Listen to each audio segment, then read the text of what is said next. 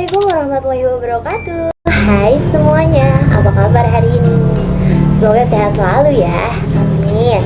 Gimana nih, masih pada semangat dong?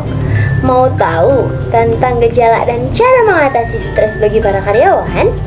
Kebetulan banget, kita dari kelompok 8 mata kuliah manajemen sumber daya manusia dari Institut Manajemen Wiyata Indonesia bakalan ngebahas tentang kesehatan dan juga keamanan kerja bagi karyawan. Mau tahu dan penasaran tentang penjelasan lebih lanjutnya? Yuk, kita simak videonya.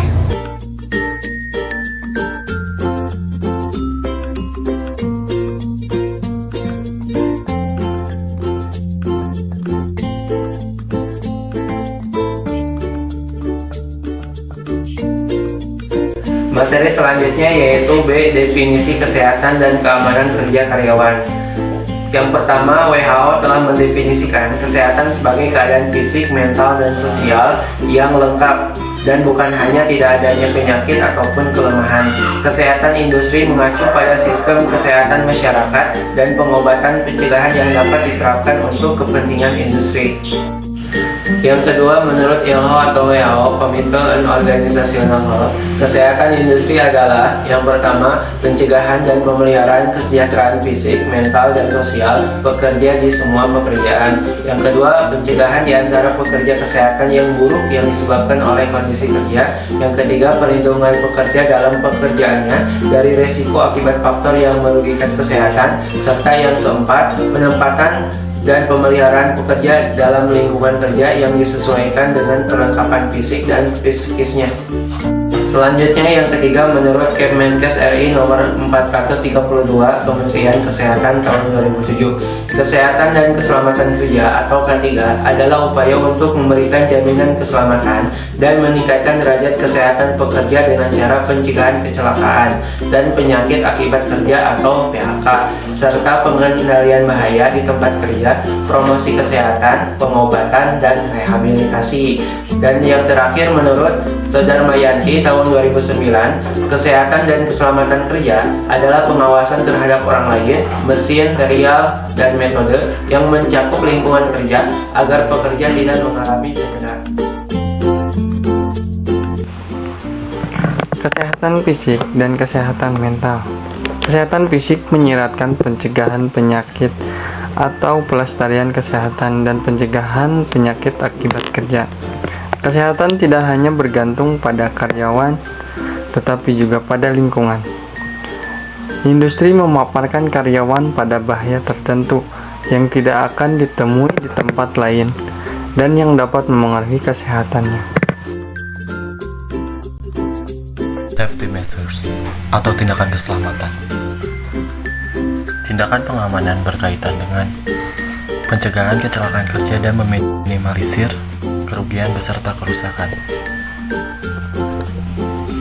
Ada 5 prinsip dasar yang harus diperhatikan dalam program keselamatan organisasi. Di antaranya, yang pertama, faktor-faktor yang menyebabkan kecelakaan kerja harus ditelusuri, dianalisis, dan juga dihilangkan. Lalu yang kedua, mengidentifikasi potensi bahaya, menyediakan fasilitas keselamatan yang efektif untuk para karyawan. Lalu yang ketiga, manajemen puncak harus terus memantau dan bertanggung jawab penuh atas kinerja keselamatan di tempat kerja. Yang keempat, semua karyawan harus diberikan pelatihan menyeluruh tentang metode kerja yang aman. Lalu yang kelima, ada 3 tindakan keselamatan untuk mencegah kecelakaan, yaitu rekayasa, pendidikan, dan penegakan aturan keselamatan. Selanjutnya yaitu stress management. Arti dan definisi stres. Stres adalah ketidaksesuaian antara kondisi yang dirasakan karyawan dan kondisi yang diinginkan. Ketika perbedaan seperti itu dianggap penting oleh karyawan, stres mempengaruhi 2 perilaku, yaitu yang pertama, kesejahteraan psikologis dan fisik karyawan, dan yang kedua, upaya untuk mengatasi stres dengan mencegah atau menguranginya. Tingkat tinggi merusak kesejahteraan fisik dan psikologis seseorang, dan tingkat stres yang sangat rendah sama-sama diinginkan karena menyebabkan kebosanan dan mengakibatkan kurangnya stimulasi, inovasi, dan tantangan. Sumber stres. Terdapat dua sumber stres yang terjadi pada karyawan, yaitu sumber organisasi dan sumber pribadi. Sumber stres. Tingkat rasio stres yang dialami orang di tempat kerja dipengaruhi oleh beberapa faktor, yaitu yang pertama, sifat pekerjaan. Sifat pekerjaan itu sendiri dapat menentukan jenis dan tingkat stres yang dapat ditimbulkan. Beberapa pekerjaan menyebabkan lebih banyak respon terkait stres daripada yang lain. Yang kedua yaitu ambiguitas. Ketika ada banyak ketidakpastian mengenai definisi pekerjaan atau ekspektasi pekerjaan, maka orang mengalami ambiguitas peran. Ambiguitas peran sangat tinggi dalam pekerjaan manajerial, di mana tanggung jawab lebih banyak dan definisi peran serta spesifikasi tugas tidak jelas. Ketiga yaitu konflik peran. Konflik peran terjadi ketika dua orang atau lebih memiliki ekspektasi yang berbeda. Baik, selanjutnya kita akan membahas mengenai bagaimana cara mengatasi stres di dalam suatu pekerjaan maupun di dalam suatu organisasi.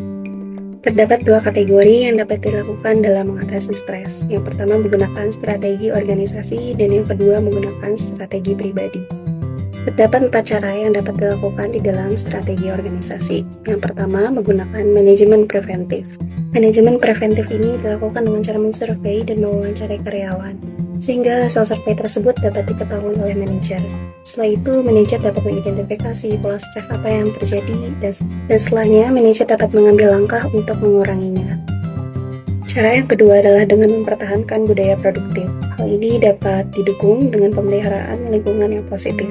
Manajemen berdasarkan tujuan atau teknik penilaian kinerja serupa yang mengidentifikasi tujuan, peran, tanggung jawab karyawan, serta memperkuat komunikasi dapat mengurangi rasa stres karyawan di tempat kerja. Dan cara yang keempat adalah dengan mengontrol lingkungan fisik. Dapat dilakukan dengan cara mengurangi kebisingan, mengontrol suhu ruangan agar baik dan nyaman, dan yang terakhir adalah memprovide alat keselamatan kerja untuk para karyawannya. Oke, kesejahteraan karyawan. Kesejahteraan karyawan tergantung pada penanggulangan krisis pribadi, masalah keluarga, dan masalah di tempat kerja. Organisasi mencoba pendekatan untuk mengatasi masalah karyawan yang meningkat. Salah satu pendekatan tersebut adalah pembentukan program kesehatan. Program kesejahteraan karyawan dapat membawa perubahan perilaku pada karyawan itu sendiri. Pendekatan yang lebih luas dan komprehensif juga diadopsi oleh organisasi untuk memecahkan masalah kesejahteraan karyawan, seperti keamanan kerja, partisipasi sukarela, aksesibilitas, perlindungan asuransi untuk meningkatkan moral dan efisiensi kerja karyawan. Yang terakhir adalah kesimpulan. Kehidupan pekerja industri penuh dengan risiko dan bahaya. Setiap tahun banyak karyawan terluka di pabrik tambang, kereta api, pelabuhan, dan dermaga yang menyebabkan penyakit akut atau cacat permanen. Cedera tersebut disebabkan karena aktivitas yang tidak aman atau tidak akan tindakan yang mereka lakukan, atau kebetulan atau sebagai akibat dari kondisi kerja yang tidak aman atau tindakan tidak aman dari karyawan itu sendiri. Tindakan pengamanan dirancang untuk mencegah kecelakaan, meminimalkan kerugian dan kerusakan yang terjadi pada seseorang dan harta benda. Stres pekerja terjadi pada seseorang dan harta benda. Stres pekerja adalah masalah yang menyebar luas. Ini dapat mengakibatkan produktivitas rendah, peningkatan ketidakhadiran dan pergantian karyawan, dan masalah karyawan lainnya seperti ketidakseimbangan mental, penyakit jantung. Strategis untuk mengendalikan stres termasuk program kebugaran, meditasi, konseling, dan lain-lain. Gimana? Udah paham dong? Tinggal pengamalannya nih. Thanks for watching ya. semoga bermanfaat. Jangan lupa di like, comment, share, dan juga subscribe ya teman-teman. Kami dari kelompok 8 mata kuliah manajemen sumber daya manusia dari Institut Manajemen Wiata Indonesia pamit. Tak ada gading yang tak retak. Terima kasih dan sampai jumpa. Assalamualaikum warahmatullahi wabarakatuh.